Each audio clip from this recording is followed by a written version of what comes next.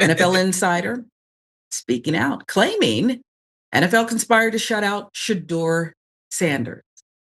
I just love Deion's boys. They're just adorable. They're adorable. What's not to love? NFL insider alleging, though, the NFL conspired with teams to not draft Shedeur Sanders. Former NFL running back, Hall of Famer Eric Dickerson alleges that quarterback Shedeur Sanders' draft slide was due to collusion between the NFL and teams. We'll show you.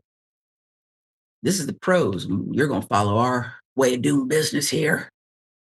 What I heard from someone that's in the NFL, that the NFL told teams, don't draft him. Do not draft him, Dickerson told LA Sports Radio's Rogan and Rodney show. Much was made about how Sanders handled the NFL draft process.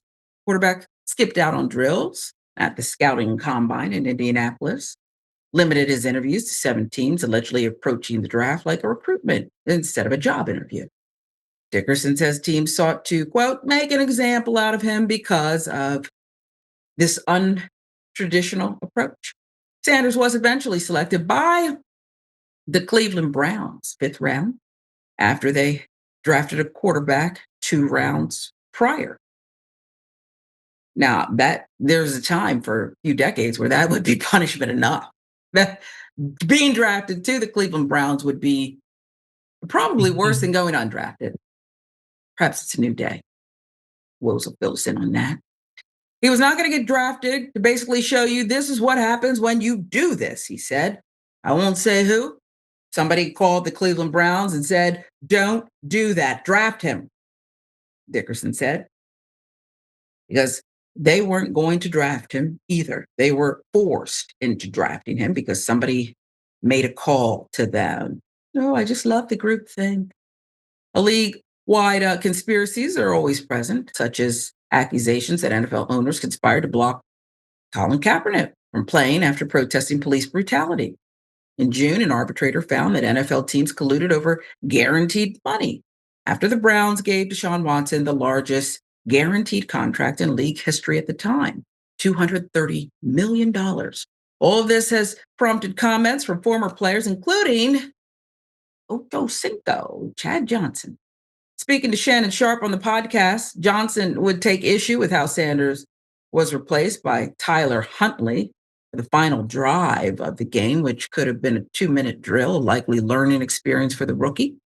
Kevin Stefanski not letting Shedeur come back in the game to finish the 2-minute drill, Johnson said. I've never seen that before. Never in my life, ever have seen anything like that before. What are we doing?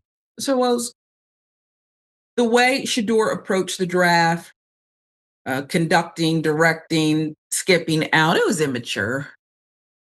Okay, I mean, how old is he?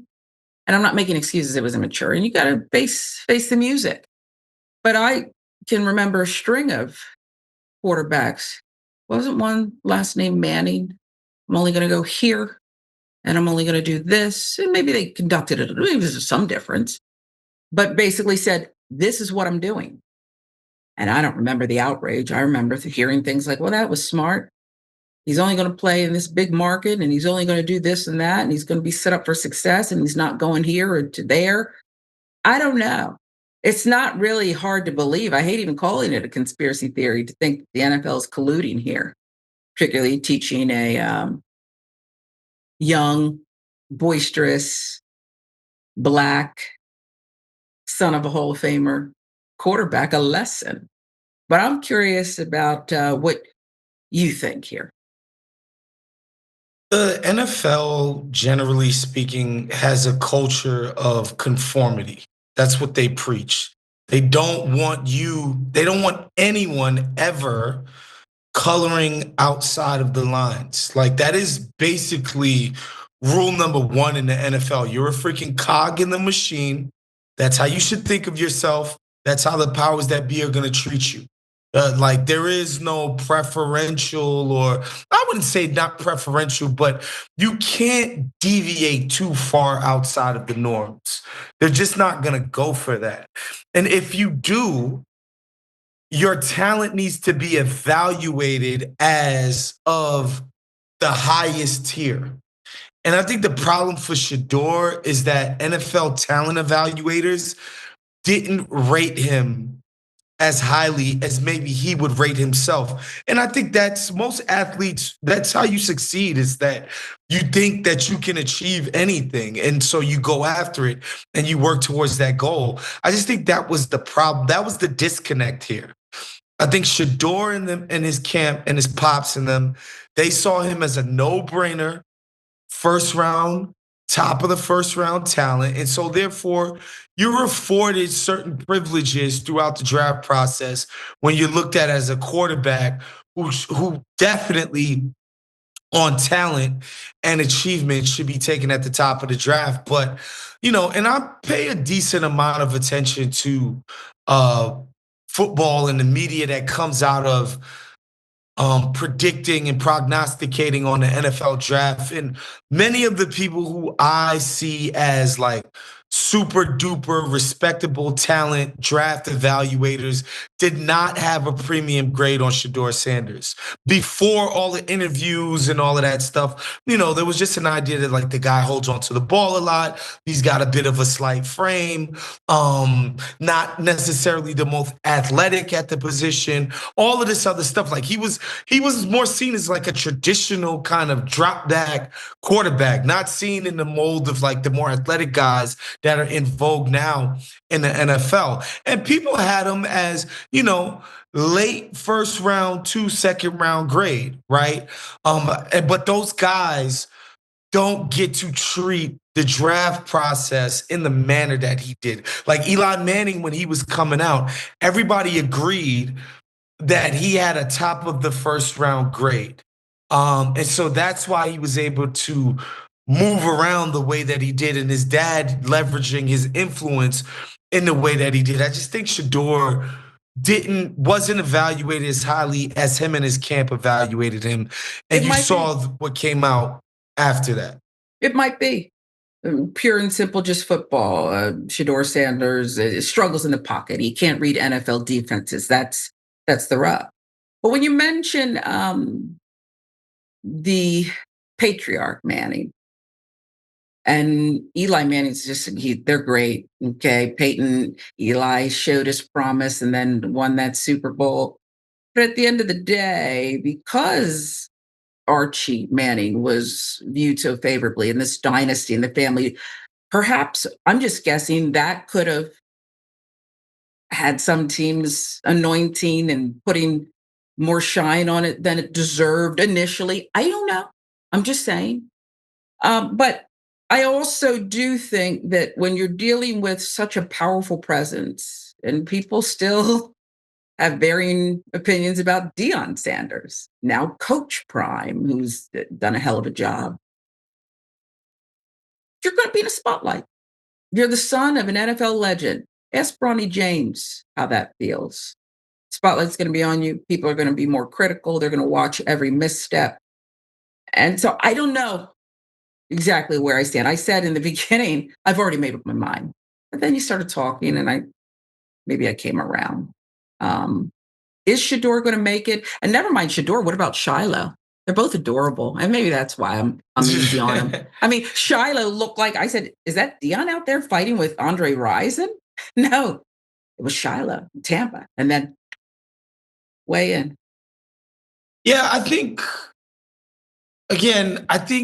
what NFL teams are used to from players who received the draft grade that Shedeur got, again, before the draft process, like after the season ends, all of these talent evaluators assign grades to all the prospects. What they're used to when a guy gets a grade, end of the first round, early second round grade, what they're used to guys doing is doing everything that they can to convince the teams that are picking early in the rounds that they're dying to get picked earlier. Like the approach that Shedeur took was like, no, I'm good. I'm actually going to treat all of the interviews of teams that are picking early in the rounds as if like I don't care to be there and I'm not dying to be part of their organization. It's just not what they're used to seeing. Like guys that are trying to jump up or what they say, what the term that they use, that guys that jumped up in the draft where Shedeur fell, guys that are trying actively to jump up, move up from where their initial evaluation is.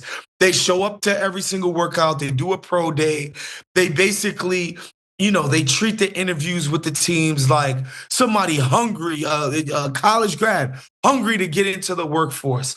And again, he did the exact opposite, which is just not what they're used to seeing from people who receive his initial grade. Of course, as a player, you're like, I'm gonna bet on myself.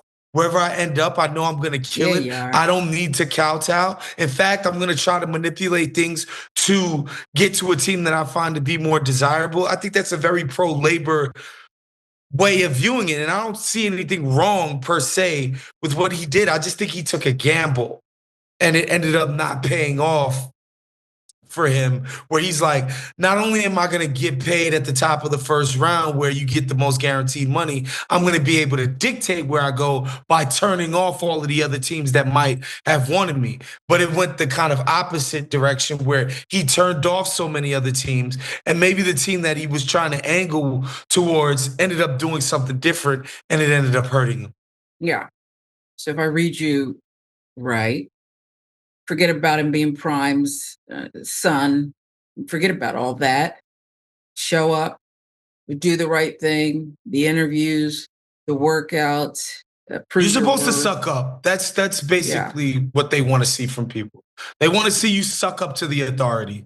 That's the NFL. That is their ethos. That's how they get down as a culture, right? And again, I think we care about it more, just like we cared about the Colorado story in general more, because Dion is a megastar, right? Because we've basically been caring about Deion Sanders for 30 plus 35 years. I think Dion got drafted the year that I was born, damn near, right? Like, we've been caring about Deion's story for so long. We now care about his kid. I think that's why we cared about it. But every year, people, like every single year, we have people in the draft who are deemed to have character issues and their draft stock falls. Like, this is something that happens every year to people, but those people don't happen to be out and out mega celebrities in their own right. And I think that's why we're caring about it more. But this kind of thing happens to people's draft stock all the time in the NFL draft. Yeah. Sometimes it's fake too, fake rumors Oh and yeah. things people Oh do yeah. to hurt people's chances, strategy.